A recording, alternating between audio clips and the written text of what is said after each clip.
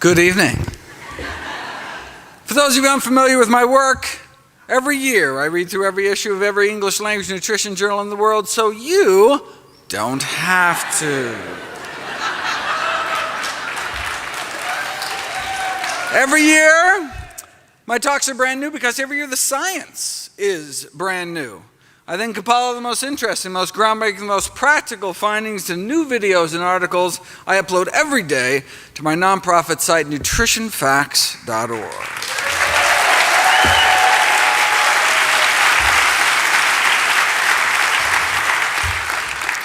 Everything on the website is free. There's no ads, no corporate sponsorship, strictly non-commercial, not selling anything. Just put it up as a public service, as a labor of love. New videos and articles every day on the latest in evidence-based nutrition. In my 2012 review, I explored the role diet may play in preventing, treating, and reversing our deadliest diseases. In 2013, I covered the most common conditions. In 2014, I went through our leading causes of disability. This year, I'd like to address some of our most dreaded diseases, and cancer tops the list in the latest Gallup poll. The number one cancer killer in the United States of both men and women is lung cancer. But if you look at the rates of lung cancer around the world, they vary by a factor of 10. If there's nothing we could do to prevent lung cancer, you'd assume the rates would be about the same everywhere. I mean, if it just happened kind of randomly. But since there's a huge variation in rates, you assume there's some contributing cause, and indeed we now know that smoking is responsible for 90% of lung cancer cases. So if you don't want to die of the number one cancer killer by just not smoking, you can take 90% of your risk and throw it out the window. Colorectal cancer is our second leading cause of cancer death, and for that there's even bigger spread around the world. So it appears colon cancer doesn't just happen, something makes it happen. Well, if our lungs can get filled with carcinogens from smoke, maybe our colons are getting filled with carcinogens from food. Why do African Americans get more colon cancer than Native Africans? Why that population? Because colon cancer is extremely rare in Native African populations, like more than 50 times lower rates than Americans, white or black. And we used to think it was all the fiber that they were eating. However, the modern African diet is highly processed, low in fiber, yet there's been no dramatic increase in colon cancer rates. And we're not just talking low fiber intake, we're talking United States of America low fiber intake, down to around half the recommended daily allowance. Yet colon disease remains rare in Africa, still 50 times less colon cancer. Maybe it's because they're thinner and exercise more. No, they're not, and no, they don't. If anything, their physical activity levels may actually be lower than ours. So if they're sedentary like us, eating mostly refined carbs, few plant foods, little fiber like us, why do they have 50 times less colon cancer? Well, there is one big difference. The diets of both African Americans and Caucasian Americans is rich in meat, whereas the native Africans' diet is so low in meat and saturated fat. They have cholesterol levels averaging 139 compared to over 200 in the US. So yeah, they don't eat a lot of fiber anymore, but they continue to minimize meat and animal fat intake, supporting evidence that perhaps the most powerful determinants of colon cancer risk are the levels of meat and animal fat intake. So why do Americans get more colon cancer than Africans? Maybe the rarity of colon cancer in Africans is associated with their low animal product consumption. But why? Did you ever see that takeoff of the industry slogan, beef, it's what's for dinner? Beef, it's what's rotting in your colon. And I remember seeing that on a shirt with some friends, and I was such the party pooper, no pun intended, explaining that no, meat is completely digested in the small intestine, never makes it down to the colon, no fun hanging out with biology geeks. But it turns out I was wrong. Turns out up to 12 grams a day of protein can escape digestion, and when it does, it reaches the colon, it can be turned into toxic substances like ammonia. This degradation of undigested protein in the colon is called putrefaction, right? So a little meat can actually end up putrefying in our colon. The problem is some of the byproducts of this putrefaction process can be toxic. The same thing happens with other animal proteins. If you eat egg whites, for example, some of that can putrefy too. You say, well, what are you saying? There's protein in plants too. The difference is that animal proteins tend to contain more sulfur-containing amino acids like methionine, which is found concentrated in fish and chicken, than eggs, less in dairy and beef, but much less in plant foods, which can be turned into hydrogen sulfide in the colon, the rotten egg gas that doesn't just smell bad, but can produce changes in the colon that increase cancer risk.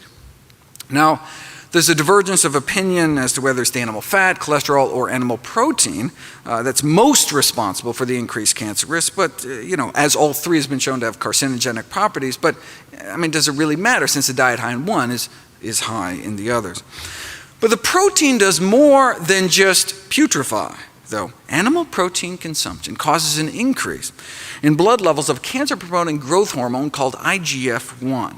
But remove meat, egg white, and dairy proteins from our diet, and our bloodstream can suppress cancer cell growth about 8 times better. An effect so powerful that Dr. Ornish and colleagues appeared able to reverse the progression of prostate cancer without chemo, without surgery, without radiation, just a plant-based diet and other healthy lifestyle changes. The link between animal protein and IGF-1 may help explain why those eating low-carb diets tend to die sooner.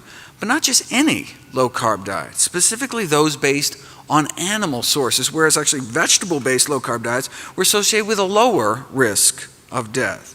Right? But meat-based low-carb diets are high in animal fat as well. So how do we know it wasn't the saturated fat and cholesterol that was killing people off? It had nothing to do with the animal protein. What we need is a study that follows a few thousand people and their protein intakes out for 20 years or so, and just see what happens. Who gets cancer, who doesn't, who lives longer. But there'd never been a study like that until now. 6,000 men and women over age 50 across the U.S. followed for 18 years, and those under age 65 with high protein intakes had 75% increase overall mortality, 4-fold increase in dying from cancer. But not all protein, specifically animal protein, right? Which makes sense given the higher IGF-1 levels in those eating excess protein. Eating animal protein increases IGF-1 levels, which increases cancer risk. The sponsoring university sent out a press release with a memorable opening line. That chicken wing you're eating could be as deadly as a cigarette.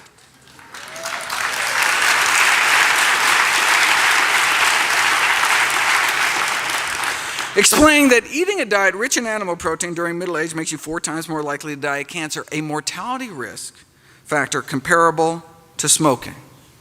Look, almost everyone's going to have a cancer cell or a precancerous cell in them at some point. The question is, does it progress?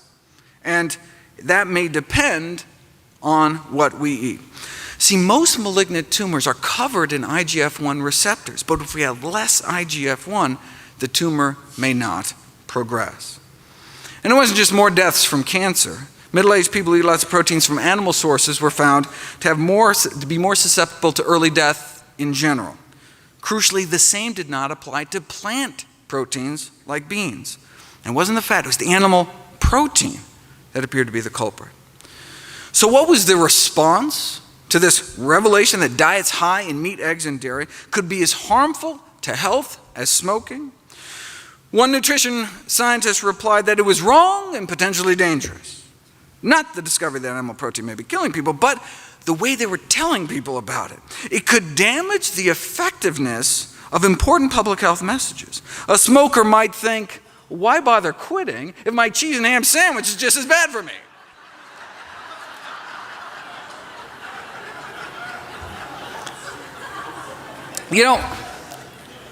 That reminds me of a famous Philip Morris cigarette ad that tried to downplay the risks by saying that you think secondhand smoke is bad, increasing the risk of lung cancer 19%, drinking 1 to 2 glasses of milk every day may be 3 times as bad, 62% increase lung cancer risk, or doubling the risk frequently cooking with oil, or tripling your risk of heart disease eating non-vegetarian, or multiplying your risk 6-fold eating lots of meat and dairy.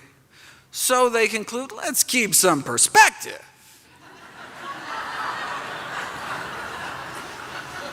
The risk of lung cancer, the risk of secondhand smoke may be well below the risk reported for other everyday activities, so breathe deep, basically. All right? And that's like saying, oh, don't worry about getting stabbed because getting shot is much worse. How about neither? 2 risks don't make a right.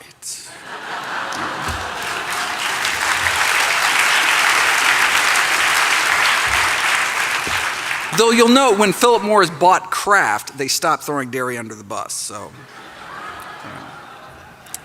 the heme in the ham may also play a role. Heme iron is the form of iron found in blood and muscle and may promote cancer by catalyzing the formation of carcinogenic compounds. Cancer has been described as a ferrotoxic disease, a disease in part of iron toxicity.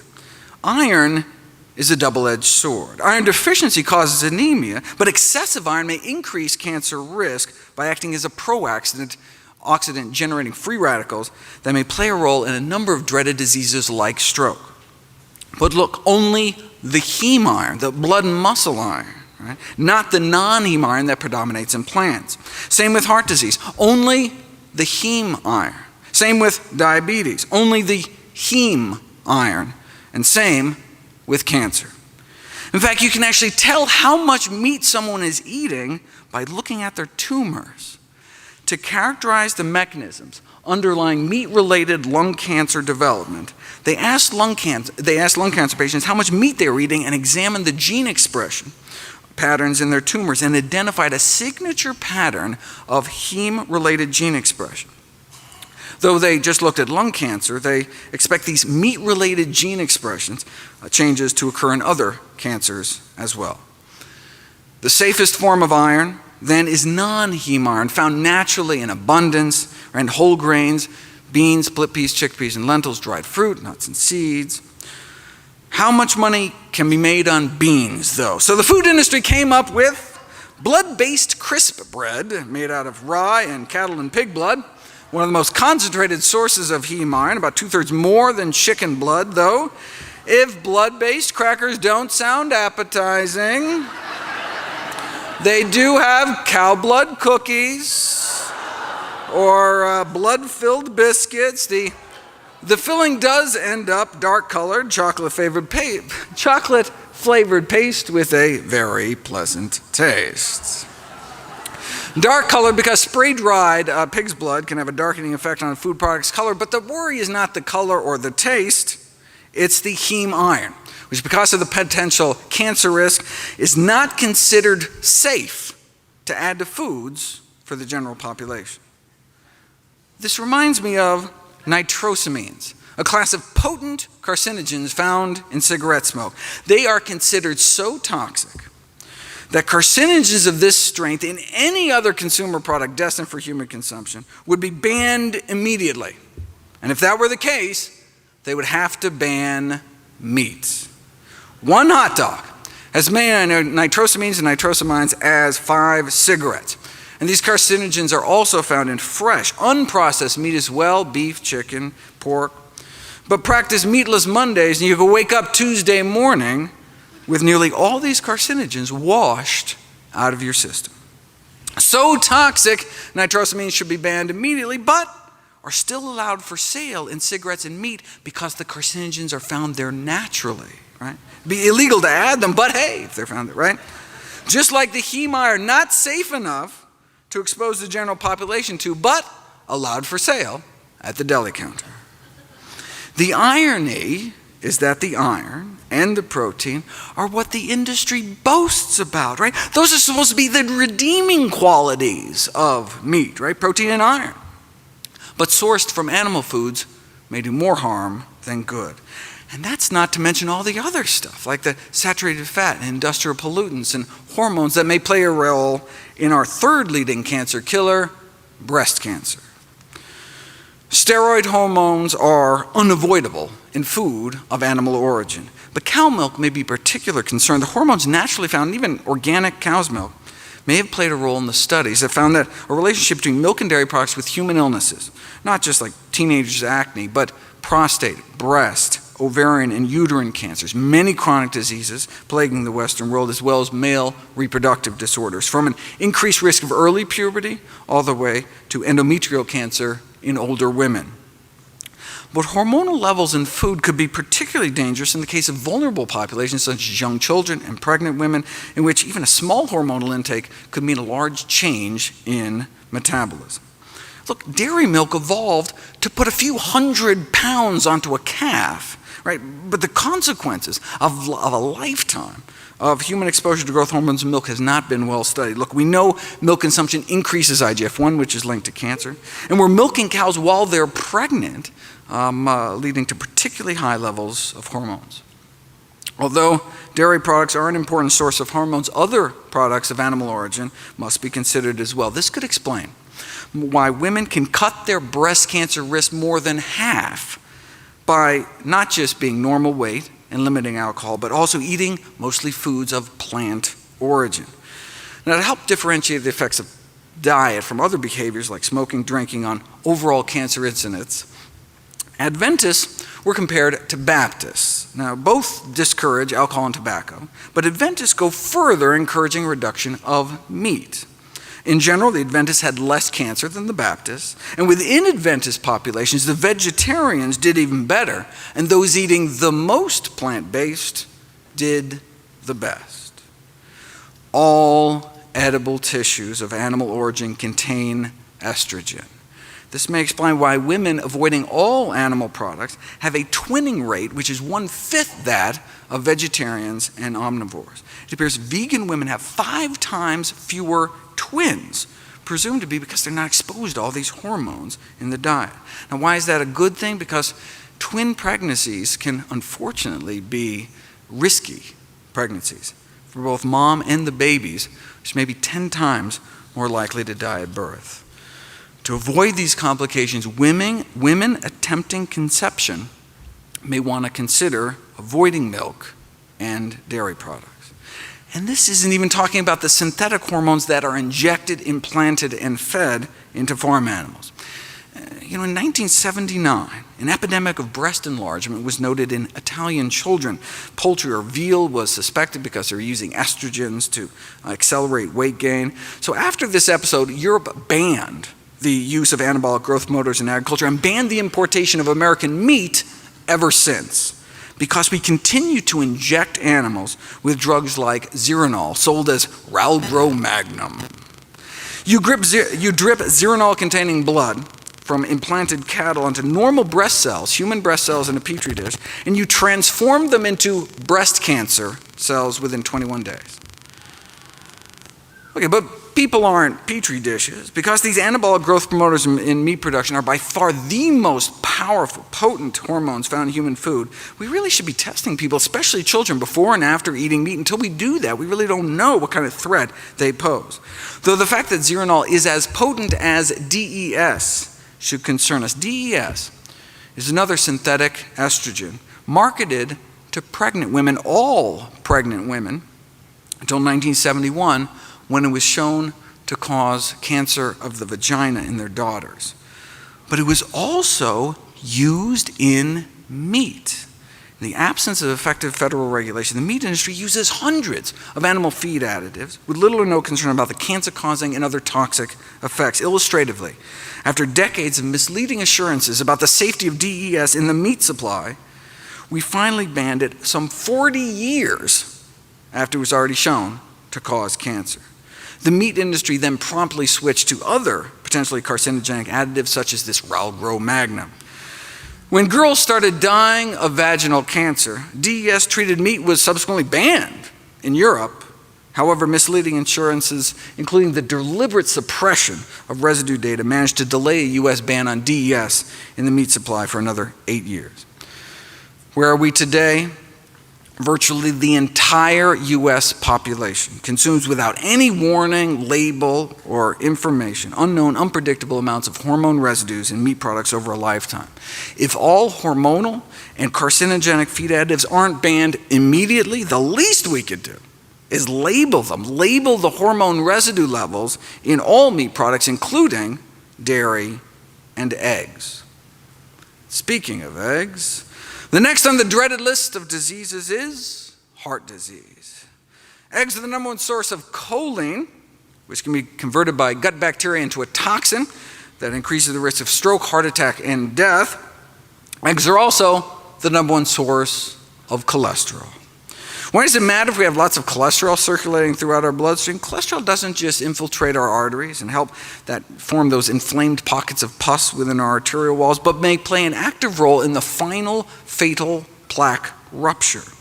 Cholesterol crystals may actually pop our plaque. If you look at ruptured plaques from autopsies, they're filled with cholesterol crystals protruding from the plaque. Cholesterol in the plaque may get so supersaturated that it reaches a point that it crystallizes like rock candy. And the growing crystals may then burst the plaque open. Here's a cholesterol crystal shooting out the top of a test tube. When you look at the tips of the crystals under a microscope, they are sharp, jagged needles. They placed a thin membrane over the top of the test tube to see if the needles would poke through. And indeed, the sharp tips of the cholesterol needles cut through the membrane. So they showed that as cholesterol crystallizes, the peak volume then increases rapidly, and then sharp-tipped crystals can cut through and tear membranes, suggesting there's this crystallization of supersaturated cholesterol in atherosclerotic plaques that can induce those final ruptures. And indeed, that's what you see on autopsy. All patients who died of acute heart attacks had these perforating cholesterol crystals like this, sticking out of their plaques, but no crystals were found perforating the arteries of people with severe atherosclerosis that first died of other kind of non-cardiac causes. This can explain why dramatically lowering cholesterol levels with diet and drugs if necessary can reduce the risk of fatal heart attack by pulling cholesterol out of the artery wall, decreasing the risk of crystallizing these cholesterol needles that can then pop the plaques in our arteries. High cholesterol can also cause what's called fatty liver disease, our next global chronic disease epidemic. Fatty deposits in our liver can trigger inflammation and result in liver cancer, failure, and death. And again, it may be these crystals, cholesterol crystals, triggering the progression of fatty liver into serious hepatitis. We're talking dietary cholesterol, the cholesterol people eat in eggs and other animal products. Strong association between cholesterol intake and hospitalization and death from cirrhosis and liver cancer. And beyond just the crystals, dietary cholesterol may oxidize and directly cause toxic and carcinogenic effects. It was not appreciated until recently that the average cholesterol in the United States, the so-called normal levels, were actually abnormal, accelerating the blockages in our arteries and putting a large fraction of the normal population at risk. Having a normal cholesterol in a society where it's normal to drop dead of a heart attack, not necessarily a good thing. Normal cholesterol levels may be fatal cholesterol levels. In cholesterol lowering, moderation kills. Even if all Americans kept their total cholesterol below the recommended 200, millions would develop coronary artery disease. Strong evidence shows we need to keep our total cholesterol under at least 150 to stem the epidemic. What kind of evidence? Well, in many cultures, coronary disease is practically unheard of when total serum cholesterol under 150. Here in the US, the famous Framingham heart study, few under 150 developed heart disease and none died from it. We cannot continue to have these public and private organizations at the forefront of health leadership recommending to the public a dietary plan that guarantees that millions will perish of the very disease that the guidelines are supposed to prevent. The reason given by health authorities to not tell people the truth, for not advocating what the science shows is best, was that it might frustrate the public. who may have difficulty getting their cholesterol levels that low. Right? But the public's greatest frustration might come from not being informed of the optimal diet for health.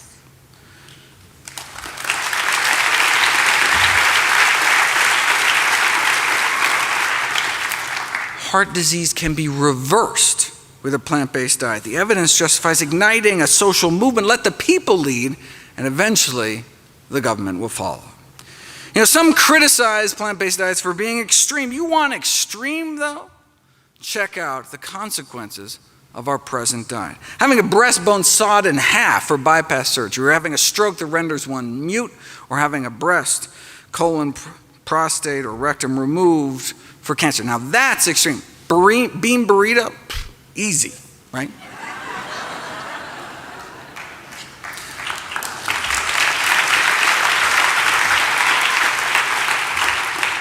Instead of just bypassing the problem, literally, you can treat the cause. Arrest and reverse heart disease, our number one killer, with a whole food, plant-based diet.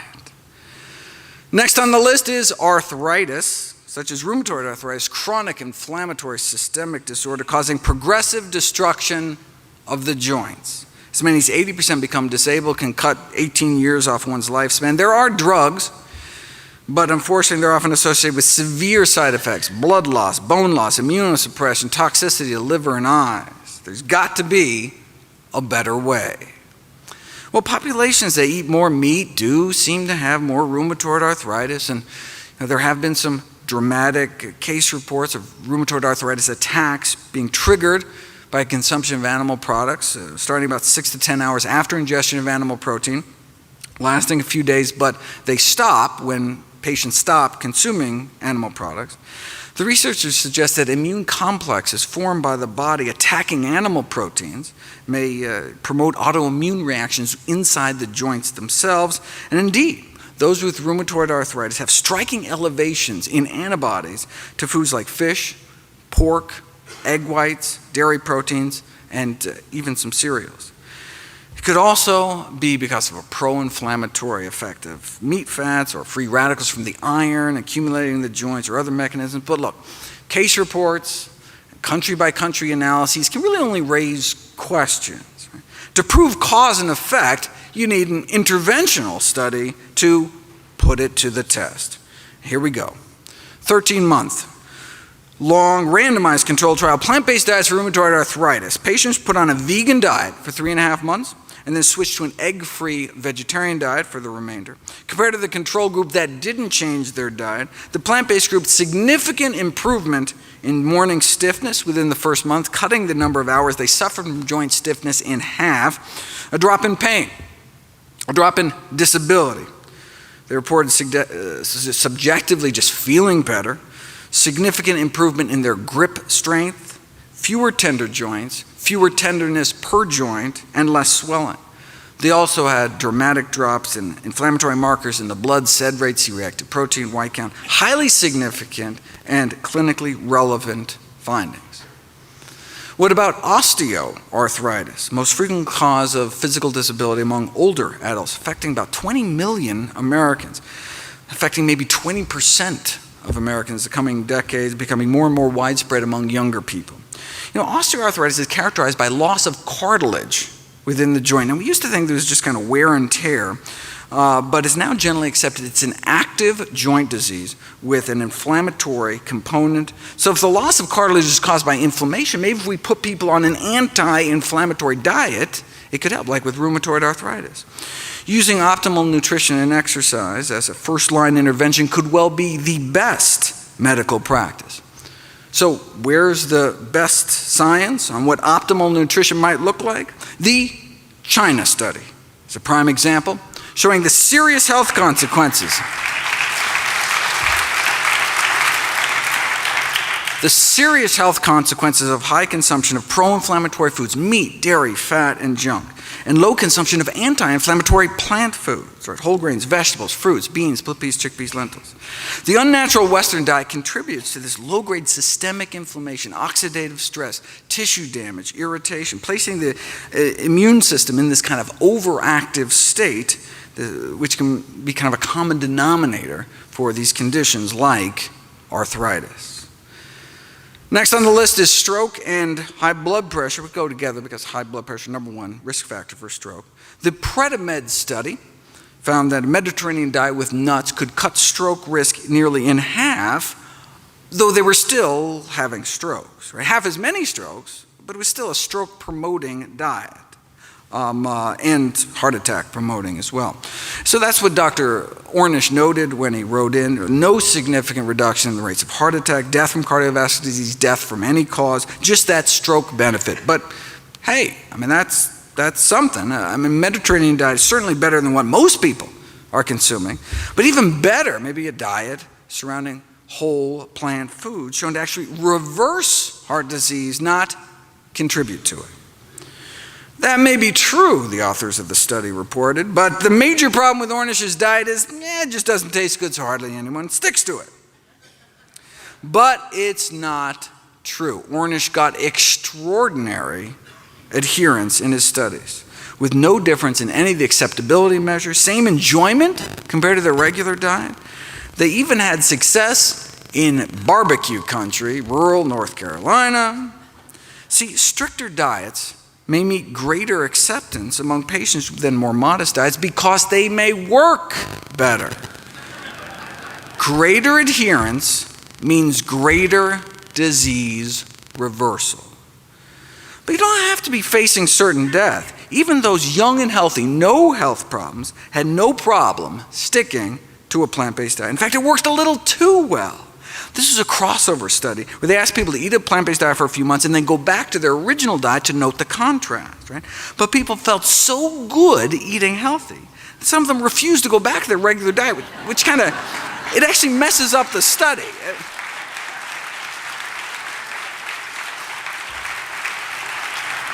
So they were, losing weight with no calorie counting or portion control. They had more energy. Their periods got better digestion, better sleep. And many were like, no way, we're not going back, right? But if doctors just presume people aren't going to eat this way, self-fulfilling prophecy. Right? Just like smoking doctors are less likely to tell their patients to stop smoking, and couch potato docs are less likely to counsel exercise or things like fruits and vegetables, we need to role model healthy behavior. This greatly enhances our credibility and effectiveness.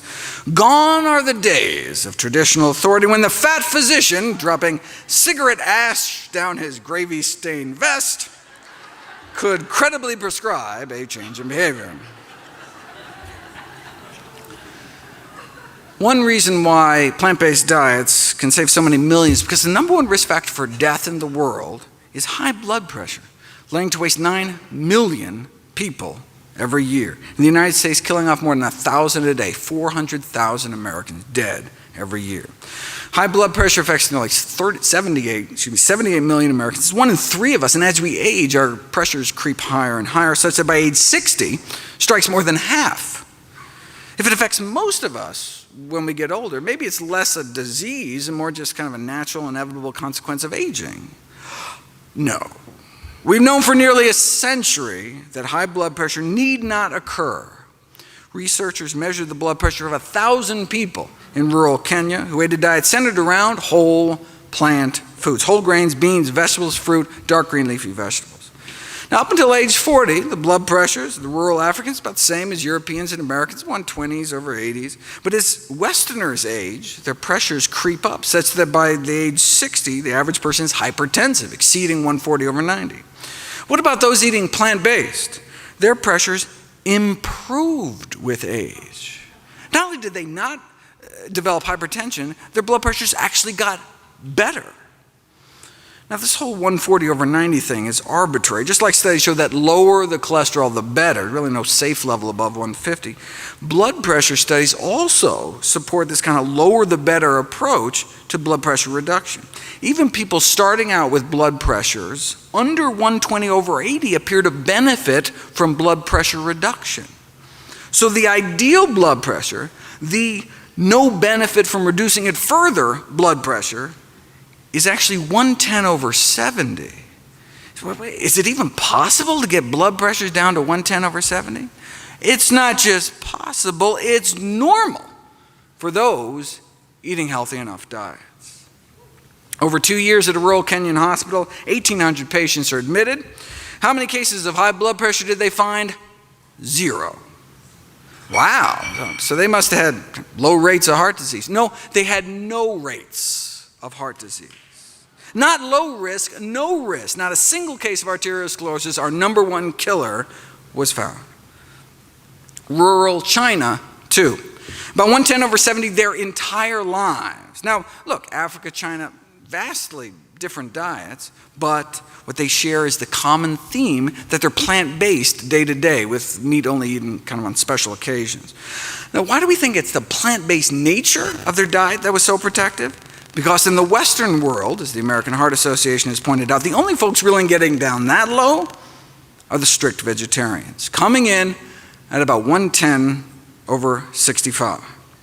So, does the American Heart Association recommend a strict vegetarian diet? No, they recommend the DASH diet.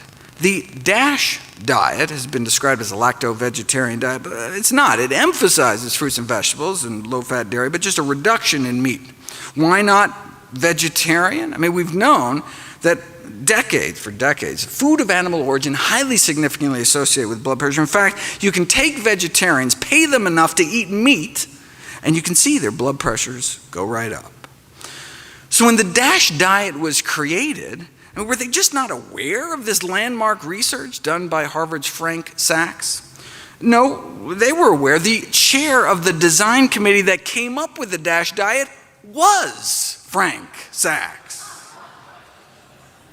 See, the DASH diet was explicitly designed with the number one goal of capturing the blood pressure lowering benefits of the vegetarian diet, yet contain enough animal products to make it palatable to the general public. In fact, Sachs found that the more dairy vegetarians ate, the higher their blood pressures went, but you have to make the diet acceptable. Recent meta-analysis found that vegetarian diets were good, but strictly plant-based diets may be better. Vegetarian diets in general confer protection against cardiovascular disease, some cancers, and death, but completely plant-based diets seem to offer additional protection for obesity, hypertension, type 2 diabetes, and heart disease mortality. Based on a study of 89,000 Californians, those eating meat-free diets appeared to cut the risk of high blood pressure in half, but those eating meat-free, egg-free, and dairy-free diets cut their risk 75%. Now, if, however, you're eating a whole food plant-based diet and still not hitting 110/70, there are a few plants recently found that may offer additional protection. Randomized placebo-controlled study found that a cup of hibiscus tea with each meal significantly lowers blood pressure. In fact, tested head-to-head against a leading blood pressure drug called captopril, 2 cups of hibiscus tea every morning, as effective as the drug. Another randomized placebo-controlled trial found a few tablespoons of ground flax seeds a day induced one of the most potent antihypertensive effects ever achieved in a dietary intervention, 2 to 3 times more powerful than instituting an endurance exercise program. There's no reason you can't do both. Red wine may help, but only if the alcohol has been taken out. Sorry. Raw vegetables or cooked, and the answer is both, though raw may actually work better. Kiwi fruit didn't seem to work at all, even though the study was actually published by a kiwi fruit company. Maybe they should have taken direction from the California Raisin Marketing Board, which came out with this study showing that raisins can reduce blood pressure, but only apparently compared to fudge cookie, Cheez-Its, and Chips Ahoy. They know like the big pharma trick of choosing the right control group. Next on the dreaded list is diabetes and vision loss, which go together since diabetes is the leading cause of preventable middle-aged blindness. Even with intensive diabetes treatment, at least 3 injections of insulin a day or these implantable insulin pumps, the best we can offer is usually just a slowing down of the progression of your disease. We can slow down your blindness with modern medicine. But a half century ago, Kempner at Duke proved you could reverse it with an ultra-strict plant-based diet, mostly rice and fruit. 44 consecutive patients with diabetic retinopathy, 30% of their cases, their eyes improved from like this to that. That's not supposed to happen. Diabetic retinopathy was considered a sign of irreversible damage. What does this mean in real life? Unable to even read headlines to normal vision. How do we treat diabetic retinopathy these days? With steroids and other drugs injected straight into the eyeball. And if that doesn't work, there's always pan-retinal laser photocoagulation, in which laser burns are placed over nearly the entire retina. Surgeons literally burn out the back of your eyeball. Now, why would they do that? Well, one theory is that if you kill off most of the retina, the little remaining piece you have will get more of the blood flow. Now, when I see this, along with Kempner's work, I can't help but feeling like history's been reversed. Like, yeah, can you believe 50 years ago we had that barbaric burn out your socket surgery, but now, thankfully, we know that through dietary interventions alone, we can sometimes reverse the blindness, right? But instead of learning, medicine seems to have forgotten. The most efficient way to avoid diabetic complications is to simply eliminate the diabetes in the first place, which is often feasible with a healthy enough diet. Plant-based diet beat out the conventional American Diabetes Association diet in a head-to-head randomized controlled clinical trial without restricting portions, no calorie or carb counting. A review of all such studies found that those following plant-based diets experience better improvements compared to those diets that include animal products. But this is nothing new. The successful treatment of type 2 diabetes with a plant-based diet was demonstrated back in the 1930s, showing that a diet centered around vegetables, fruits, whole grains, and beans, more effective in controlling diabetes than any other diet. Randomized controlled trial. After 5 years, no big change in the control group, but the plant-based group, insulin needs were cut in half, and a quarter ended up off of insulin altogether. Now, this was a low-calorie diet, though, so maybe their diabetes just got better because they lost weight. To tease that out, what we would need is a study where they switch people to a healthy diet but force them to eat so much food that they'd actually maintain their weight. Then we could see if a plant-based diet had benefits independent of all the weight loss. We'd have to wait another 44 years, but here it is. Subjects were weighed every day, and they started losing weight. They were made to eat more food. In fact, so much food, some of the participants had trouble eating all. But eventually they adapted, and so no significant alterations in body weight despite restricting meat, dairy, eggs, and junk. Okay, so with zero weight loss, did plant-based diets still help? Here's the before and after insulin requirements of the 20 people that put on the diet. So the number of units of insulin they had to inject themselves before and after going plant-based. Overall, insulin requirements were cut about 60%, and half were able to get off insulin altogether, despite no change in weight. Now, how many years did this take? Was it 5 years like the other study? No, 16 days.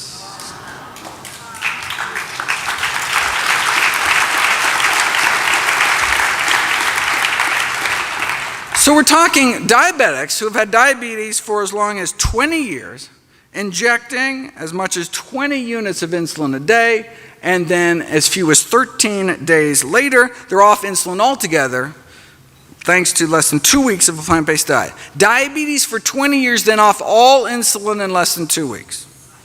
Here's patient 15, 32 units of insulin on the control diet, and then 18 days later on none. Lower blood sugars on 32 units less insulin. That's the power of plants. And as a bonus, their cholesterol dropped like a rock too, in 16 days to under 150.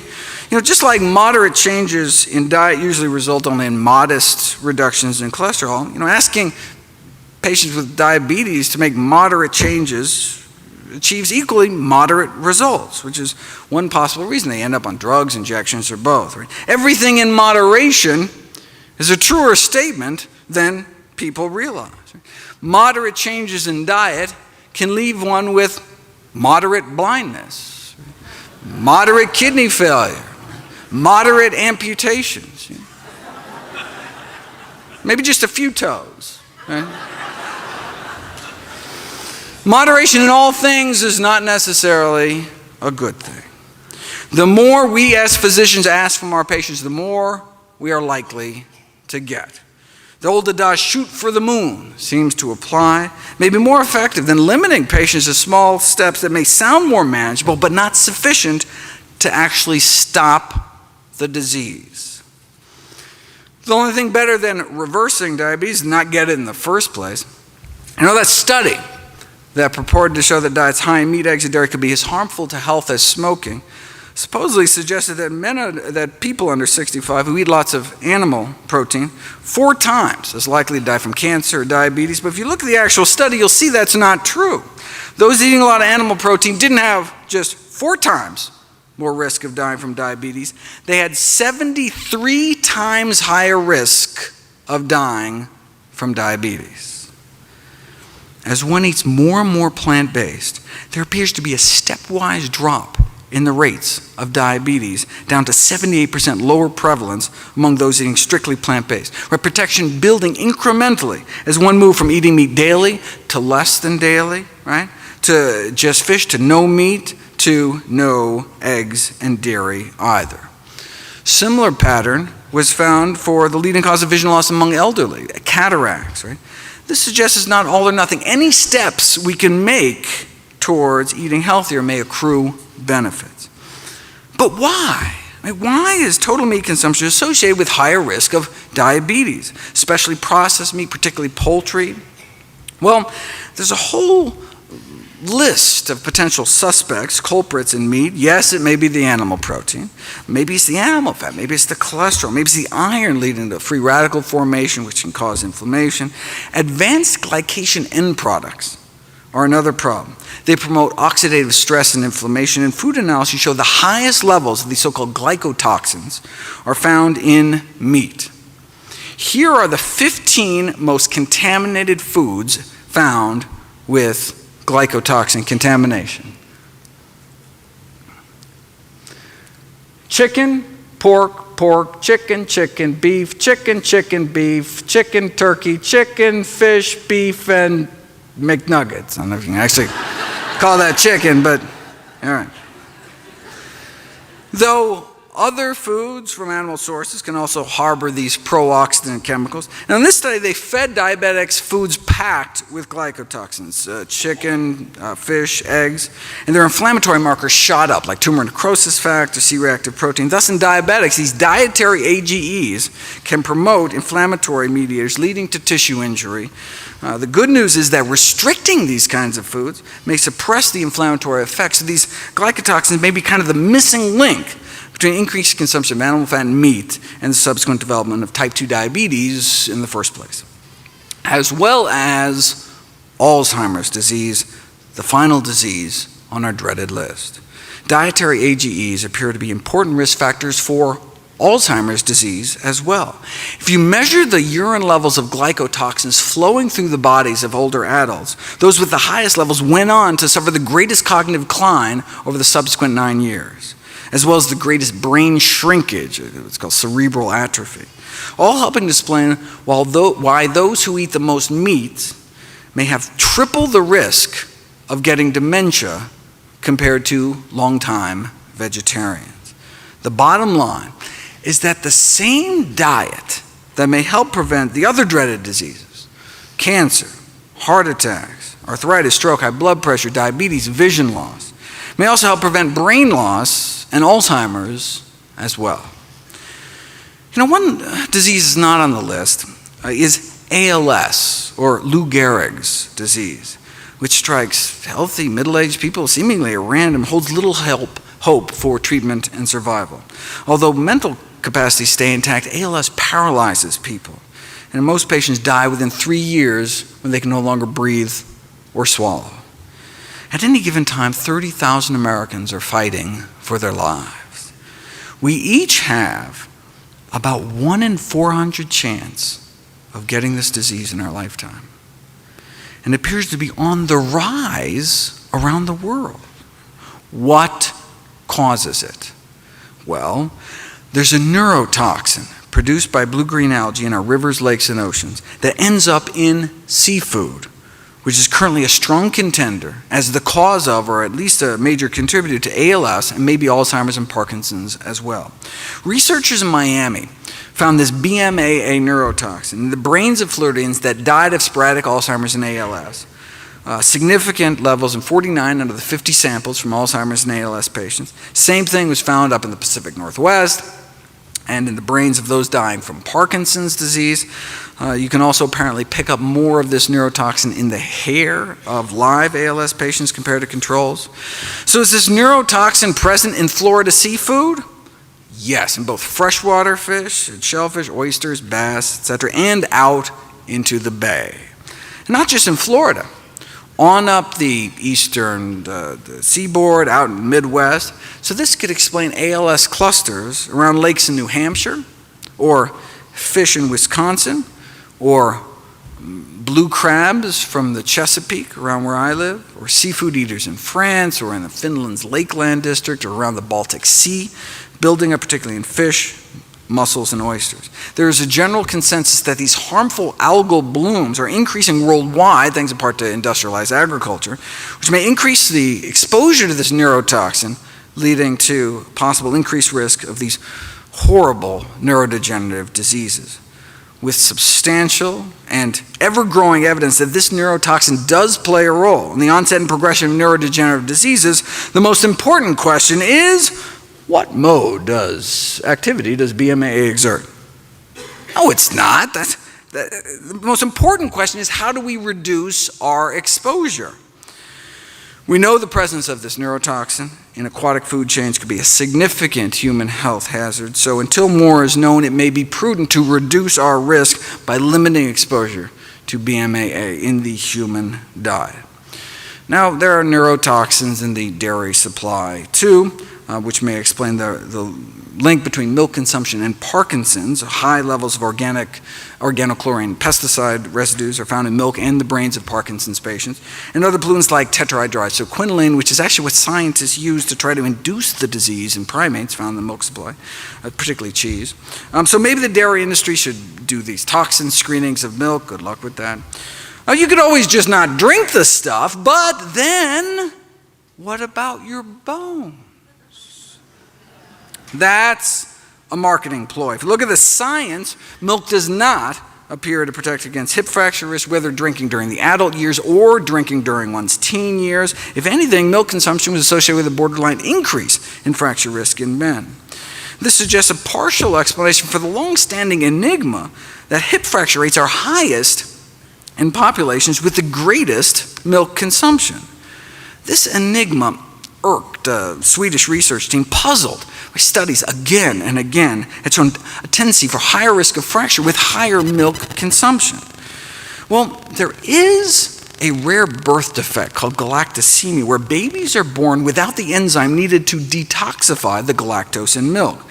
So they end up with high levels of galactose in their bloodstream, which causes bone loss. So maybe the researchers figured, even in normal people that can detoxify the stuff, maybe it's not so good for the bones to be consuming all that galactose all day. And galactose doesn't just hurt the bones. That's what scientists use to cause premature aging in lab animals. They slip them a little galactose, shorten their lifespan, oxidative stress, inflammation, brain degeneration, just like 1 to 2 glasses of milk's worth of galactose a day.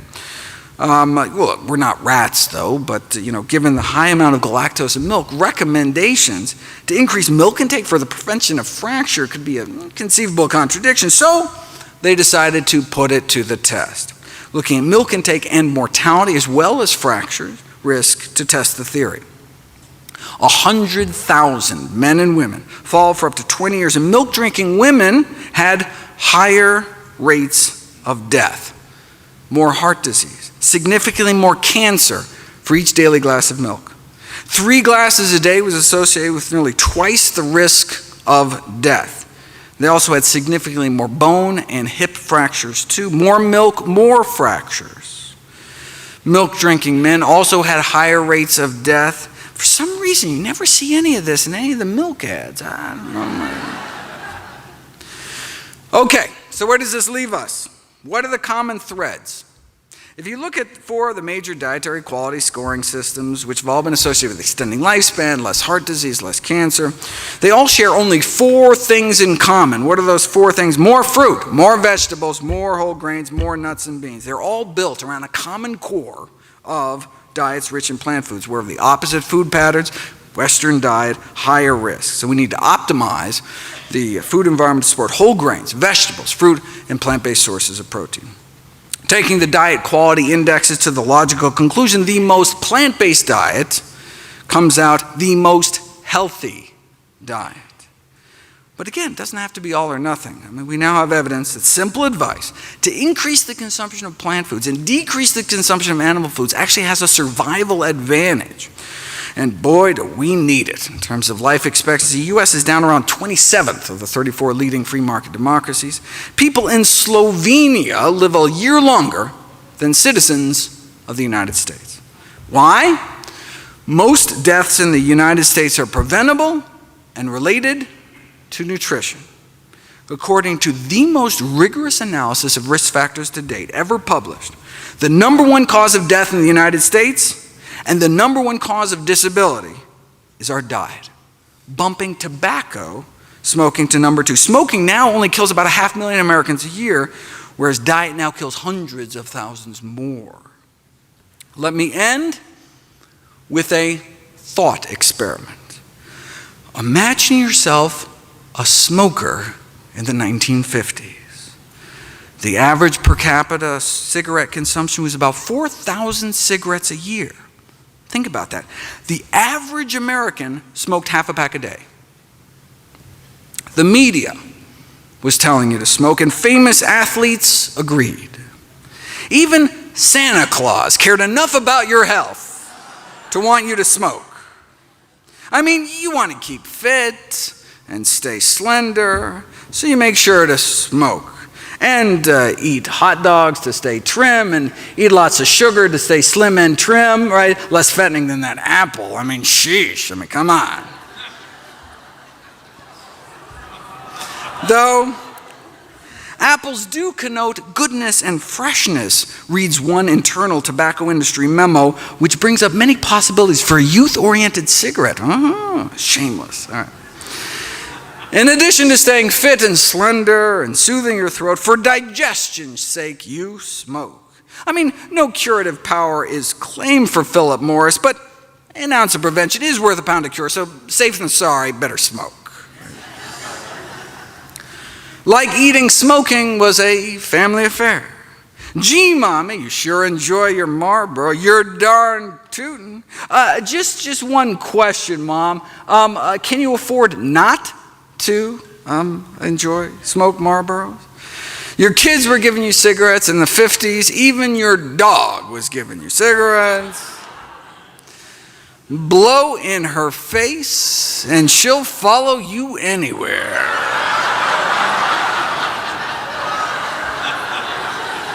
After all, they're so round, no woman ever says no to Winchester. They're so round, so fully packed.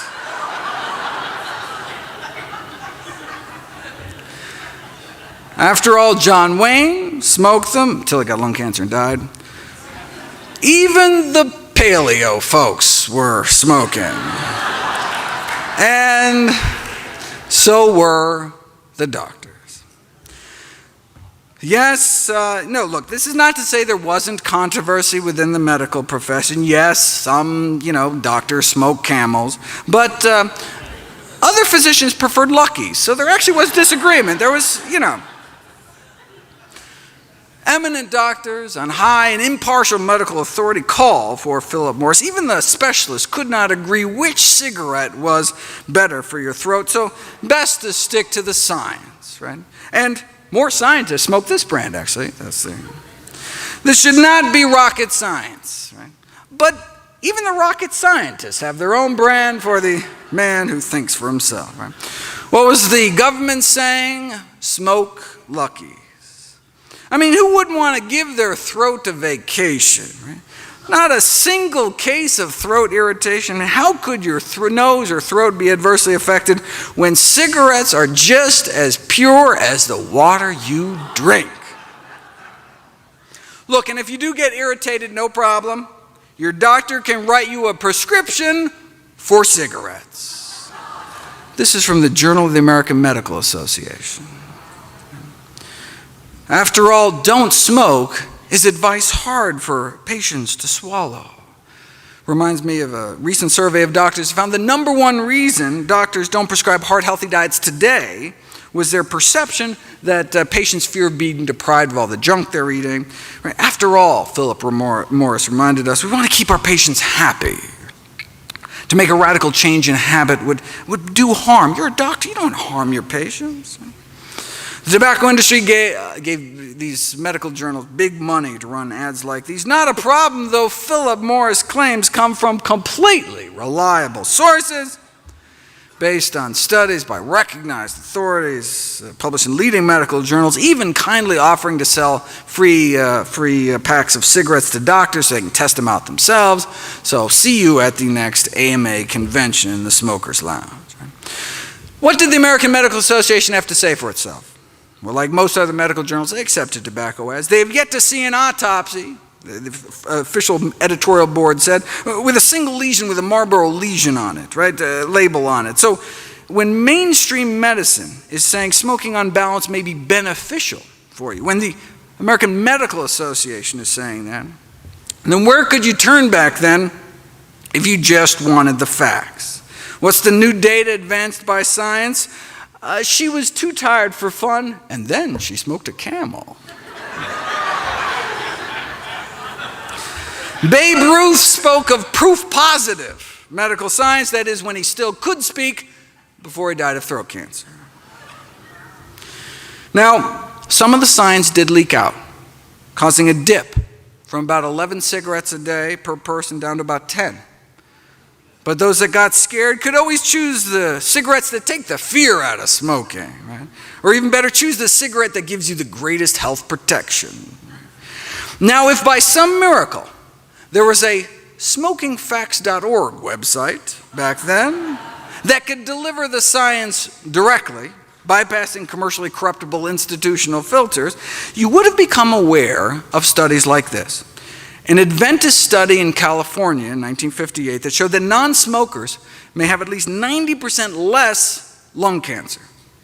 But this wasn't the first. When famed surgeon Michael DeBakey was asked why his studies published back in the 30s linking smoking and lung cancer were ignored, he had to remind people what it was like back then. We were a smoking society. It was in the movies. Medical meetings were one big haze of smoke. It's like debates over cigarettes and lung cancer in Congress taking place in smoke-filled rooms, right? It makes me wonder what they serve at the Dietary Guidelines Committee breakfast buffets to this day, right? A famous statistician by the name of Ronald Fisher railed against what he called propaganda to convince the public that cigarette smoking was dangerous. He made invaluable contributions to the field, but his analysis of lung cancer and smoking was flawed by an unwillingness to examine the entire body of data available. Now, his smoke screen may have been because he was a paid consultant to the tobacco industry, all right, but also because he himself was a smoker, right? Part of his resistance may have been to the association, may have been because of his own fondness for smoking, which makes me wonder about some of the favorite foods that nutrition researchers may have of this day, right? You know, it always strikes me as ironic that when vegetarian researchers come out forward and list their diet as a potential conflict of interest, whereas not once in the 70,000 articles on meat in the medical literature have I ever seen a researcher disclose their non-vegetarian habits, right? Because it's normal, just like smoking was normal.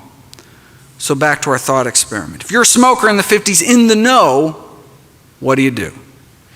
With access to the science, you realize that the best available balance of evidence suggests that your smoking habit not good for you, right?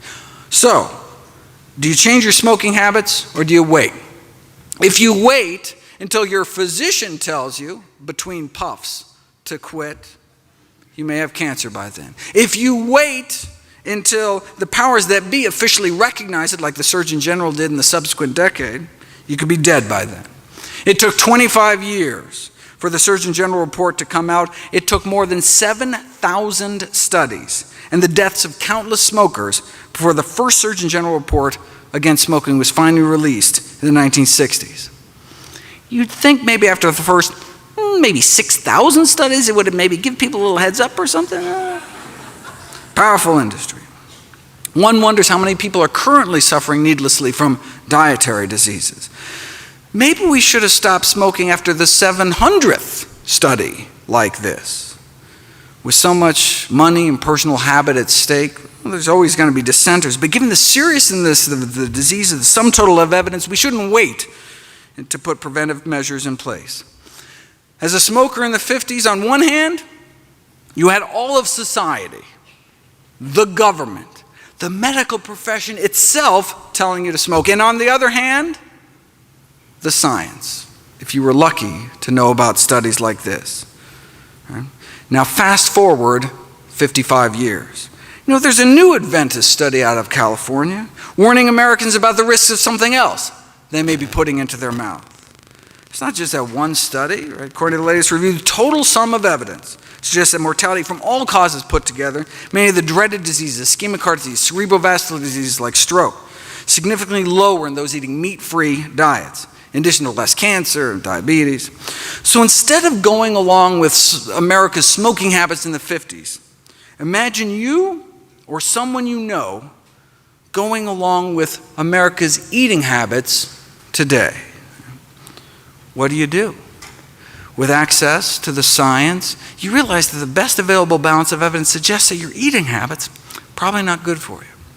If you wait until your physician, between bites, tells you to change your diet, it could be too late. Right? In fact, even after the Surgeon General's report, the medical community still dragged their feet. The AMA actually went on record withholding support from the Surgeon General report. They didn't endorse it. Could it have been because they had just received $10 million from the tobacco industry? Okay, so look, we know why the AMA have been sucking up to the tobacco industry, but why weren't individual doctors speaking out? Well, there were a few gallant souls ahead of their time, just as there are today, standing up against industries killing millions, but why not more? Maybe it's because the majority of physicians themselves smoke cigarettes, just like the majority of physicians today eat foods that contribute to our epidemic of dietary disease. What was the AMA's rallying cry back then? Everything in moderation. Sound familiar? Extensive scientific studies prove smoking in moderation. Okay. Today, the food industry used the same tobacco industry tactics, supplying misinformation, twisting the science. The same scientists for hire paid to downplay the risks of secondhand smoke and chemicals are the same hired by the National Confectioners Association to downplay the risks of candy, and the same hired by the meat industry to downplay the risks of meat. Consumption of animal products and processed foods cause at least 14 million deaths around the world every year. 14 million deaths. 14 million people dead every year. This is not a failure of individual willpower, says the Director General of the World Health Organization. This is a failure of political will to take on big business, which is a formidable opposition. Food governments are willing to prioritize health over big business. As we learned from the experience with the tobacco industry, a powerful corporation can sell the public just about anything. If there's one thing we learned from the tobacco experience, wrote one district judge, it's how powerful profits can be a motivator, even at the cost of millions of lives and unspeakable suffering. It may have taken 25 years for the Surgeon General report to come out, still longer for mainstream medicine to get on board, but now there are no longer ads encouraging people to inhale to their heart's content. Now there are ads from the CDC fighting back. Food-wise, there was meat for health defense, or nourishing bacon, or doctors prescribed meat, or soda for that matter. Thank heavens tricks are habit forming, right? Now, just like there were those in the 30s, 40s, and 50s on the vanguard trying to save lives, today there are those turning ads about what you can do with pork butt to what the pork can do to your butt. The Physicians Committee for Responsible Medicine's Meat is the New Tobacco campaign, right? As Dr. Barnard tried to get across in an editorial published in the American Medical Journal Association's Journal of Ethics, plant-based diets can now be considered the nutritional equivalent of quitting smoking. How many more people have to die, though?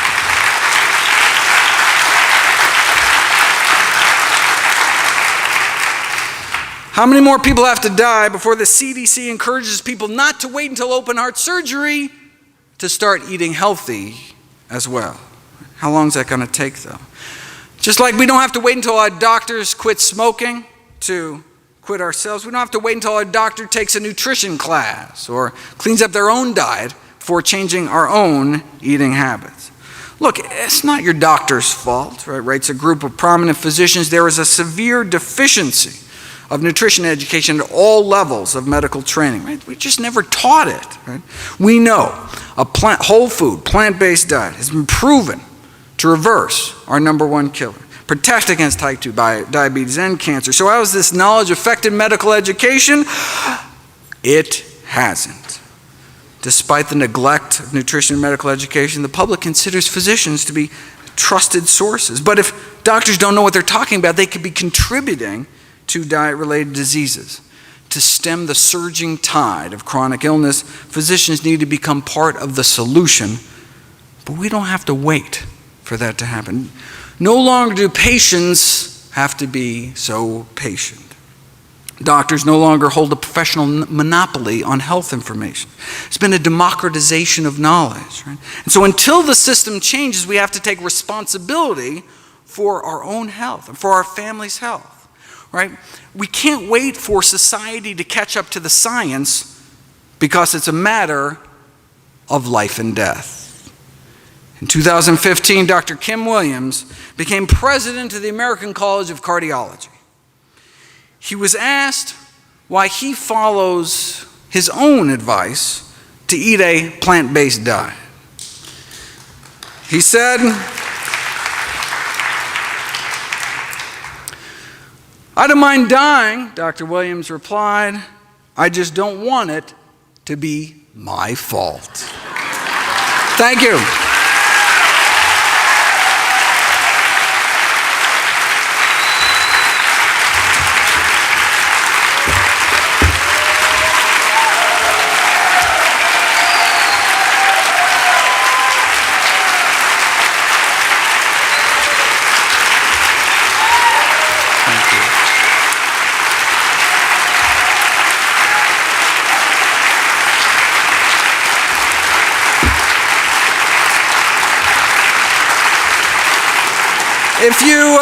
If you missed last year's talk, I have it on DVD, and the year before that, and the year before that. You should have come to Summerfest, that's it. But as well as 25 other DVDs, all proceeds from the sale of my books, DVDs, speaking engagements, all goes to charity. Speaking of which, mark your calendars.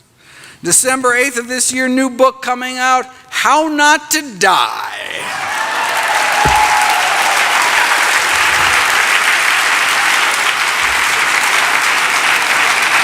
December 8th, very excited about not only a compilation of all my work with all the science, thousands of citations, but also a practical guide. I go through my kind of daily dozen checklist of all the things. I try to include my own diet, how much greens to eat, how much beans to eat, how much exercise, how much sleep. I'm working on it for over a year. Can't wait for everyone to read it. And in the meantime, all my work is available free at nutritionfacts.org. Thanks again. I want to say something. We are so fortunate to have Dr. Greger with us. I don't think there's anyone else on the planet that could do what you do. Thank you so much. And we are honored for you to debut this with us every year. Thank you so much.